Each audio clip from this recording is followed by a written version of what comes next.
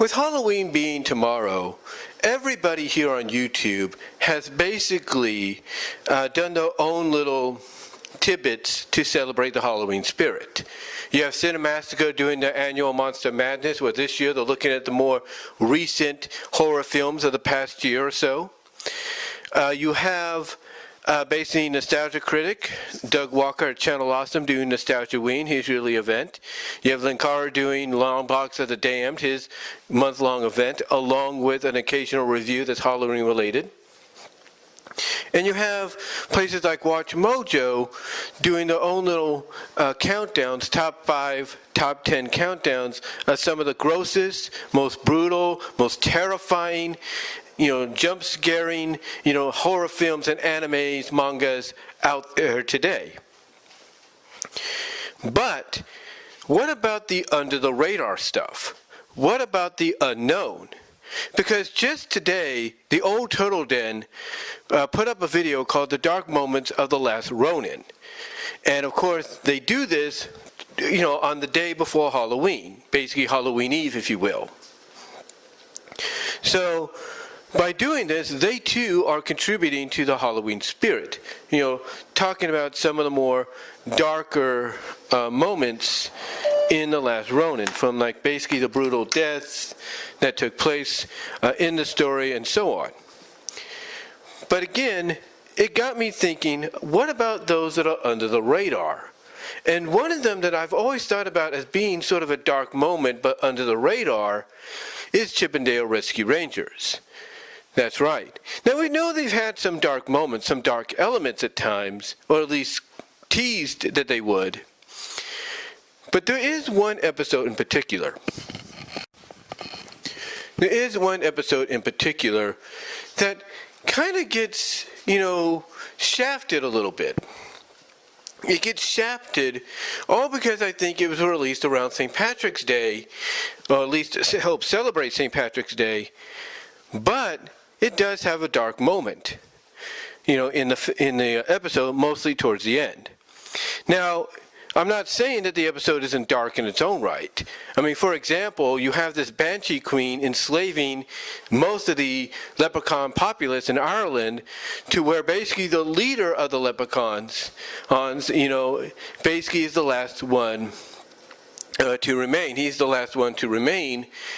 And he's trying his best to avoid capture.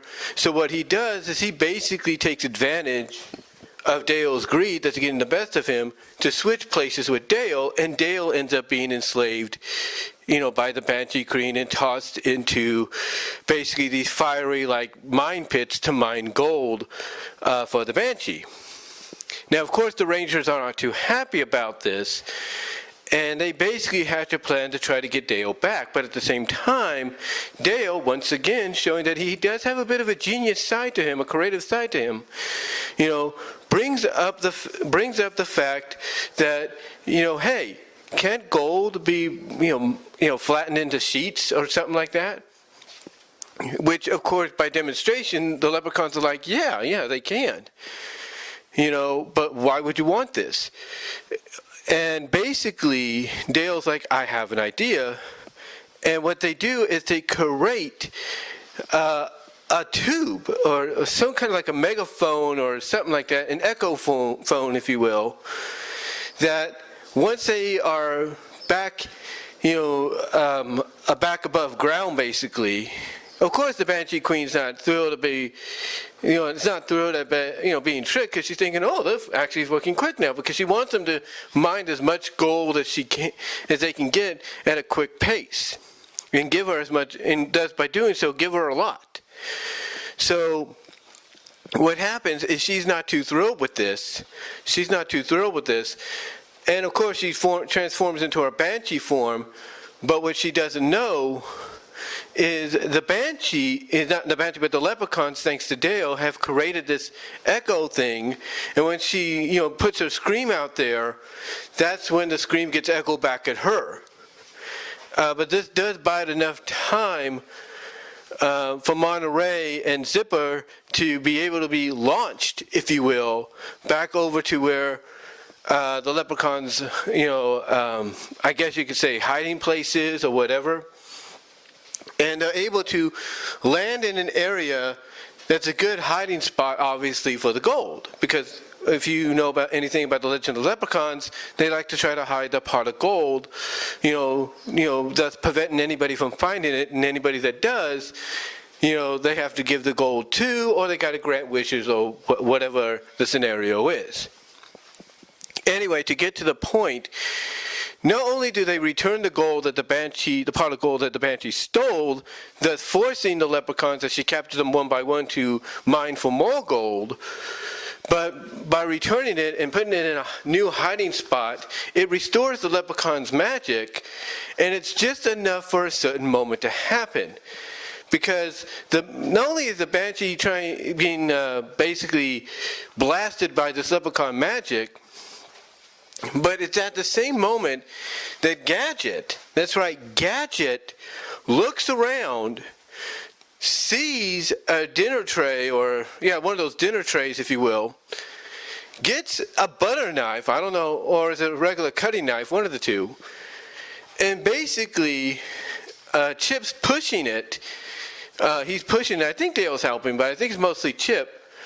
Mostly Chip is pushing it.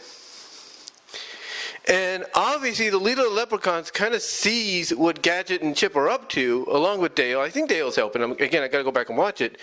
But they basically push this tray, if you will, just fast enough for Gadget to basically take the knife, cut the rope of a chandelier right above where the Banshee is floating, where she's flying.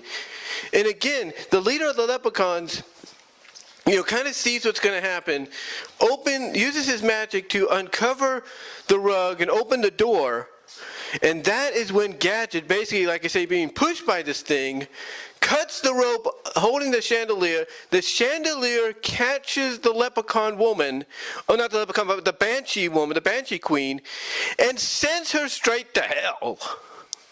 Yeah, sends her straight to hell, basically kills her. Yeah, you heard me right. The last of the leprechauns, I think, or the last leprechaun, whatever it's called, that episode is where we see basically a villain death. That's right. We see a villain death. Now you might say, well, they killed some other villains. Not particularly. Not particularly, because we always saw the villains come back, in another episode. No, legitimately, we saw this character die. And it was all thanks to Gadget. Yeah, I'm surprised Doug Walker hasn't put this episode as part of his Dark Toons. Maybe he will eventually, because never once in all 65 episodes did we ever see a character get killed off. Never once. And here we see the Banshee Queen die. And it was, to me, it was shocking. Even as a kid, it's like, holy shit, they killed her. They basically gave her the classic Disney villain death, if you will. In a way. Because basically, it's kind of not so much, but similar to Judge Frollo's. You see, Judge Frollo's death basically was the fact that, he was holding onto a lion gargoyle's head that came to life, scared the crap out of him, broke off, and sent him into the fiery pit. Here, basically, you can combine that with almost similar to what happened with Clayton. Almost. Basically, because what happened to Clayton, he gets tangled up in those vines, and he falls, and he ends up hanging himself, killing himself, right? Here, you could take the element of being caught and tangled up in something like vines, but in this case, it's rope holding up a chandelier, and the weight of it drags her down into the pit, into the fiery pits of the mind, basically to hell, killing her off.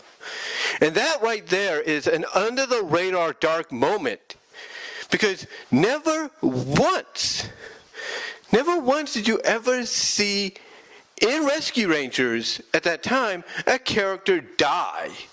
I mean, yeah, now in the what is it, the classic, the classic Boom Studios revival, you had a character die, or a couple of characters die, because they were aiming at all the audience. And of course, in DuckTales, the revival and everything, the reboot, you had characters die. But here,